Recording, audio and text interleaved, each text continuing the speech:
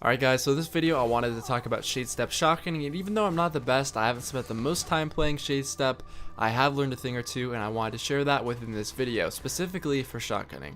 Alright, so just to start it off, a lot of people would probably assume that the playstyle you want to play as when playing Shadestep shotgunning would be to just run at people, because that's kind of, the impression that it can give people at times. But for Shadestep, especially with the popularity of warlocks now, most of the time if you try to push in, they're going to float above the doorway and then shotgun melee you. Titans also have a pretty good advantage. They're very fast and they can get really high damage melees off.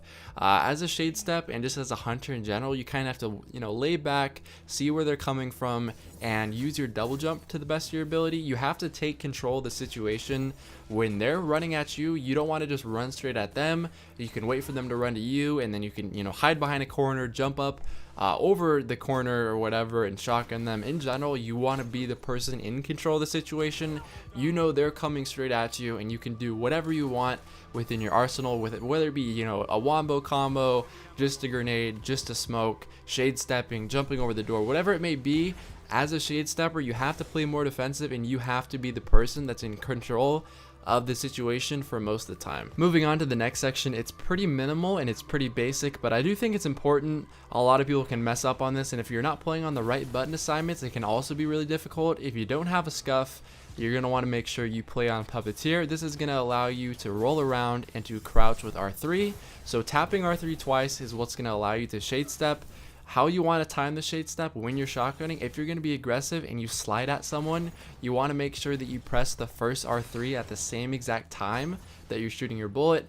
That way you can press the second one pretty much instantly after, and at that same exact time you're going to be able to line it up perfectly to the point where you slide at them, shotgun, and then immediately shade step back. So if you hit marker them, it's not a big deal as long as you don't overextend and go into a super wide area. If you stay around cover, pop out, shotgun, shade step back, if you don't kill them, it's not a big deal. A lot of times you can finish them off with your primary, but if not, you want to make sure that you're staying alive as long as possible, because at the end of the day, Shadestep is the ultimate tool just for simply staying alive, and that's going to be the main goal. So the next thing on our list is using smokes and grenades to finish off enemies or to start enemies, to prime them before you shotgun them. Like I said, they can be used in numerous different ways, but because this video is specifically talking about Shadestep shotgunning, I wanted to talk about how I use smokes and how I use grenades to finish off people that I'm in a shotgun battle with. Sometimes it's better to throw it ahead of time when you know they're coming around the corner.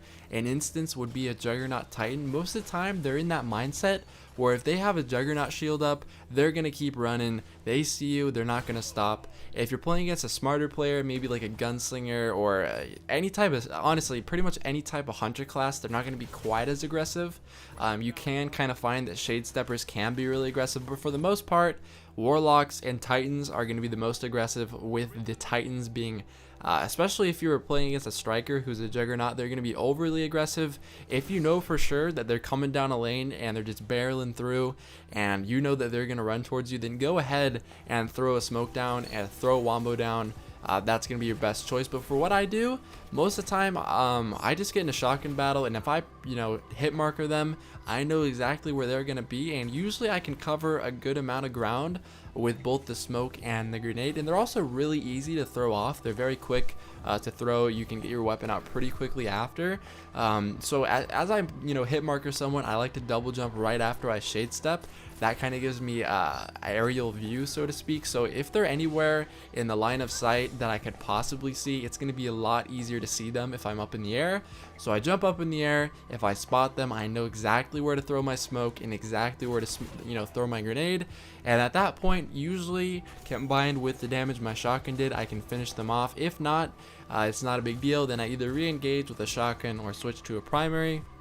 But in general, my favorite way to use it is I get the person weak with a shotgun, jump up in the air to kind of see where they are, and then once I find them, that's when I throw them. Hopefully I finish them, but if I don't, it's usually pretty easy to finish them off with a primary, because at that point, if the smoke tagged them at all, they're going to be pretty useless and they can't really see you. So as a summary, my personal favorite way to use them is just as a defensive technique to kind of finish people off once I kind of got them tagged a little bit. That's just me. People have different ways of using them. Like I said, this is specifically for shotgunning only. You can push into fights different ways if you're using a primary, but this is what you want to do if you're shotgunning.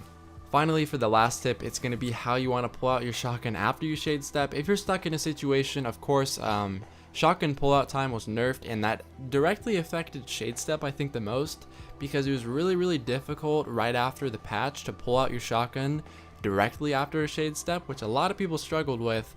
And in general, you don't want to put yourself in a situation where you'd have to do this. But if you are in a situation where you Shadestep, you're out in the middle of nowhere, and you're in a shotgun fight, you don't want to just pull out your shotgun directly. You want to make sure you jump first. In general, you're going to pull out your shotgun a lot quicker, and it's going to be a lot harder for them to hit you out of Shadestep because you're jumping out of it. In general, I found that if I'm in a situation, I almost always either win the fight or at least survive it. Based off of jumping out of Shadestep. That's just what I do. Maybe you're not comfortable with it, that's okay, but for the most part, a lot of people do this, and it's what works well for most people. But like I said, it goes on a person-to-person basis. It can be different for two different people. That's basically it for the video today. I did want to address a comment from my last video from Kuzakon. I made basically a comment in that video talking about how I got a new microphone. I've been kind of working on my microphone technique to try to make it so there's less popping sounds. He said, you're going to want to put a pop filter on there. It actually does come with a pop filter, but it's very thin. And, you know, I'm trying to kind of work on not getting the popping sound, but I hope the video sounded okay. I've been messing around with it, trying to get the best sound as possible. I hope you guys enjoyed the video. And yeah, I'll see you guys next time. Peace.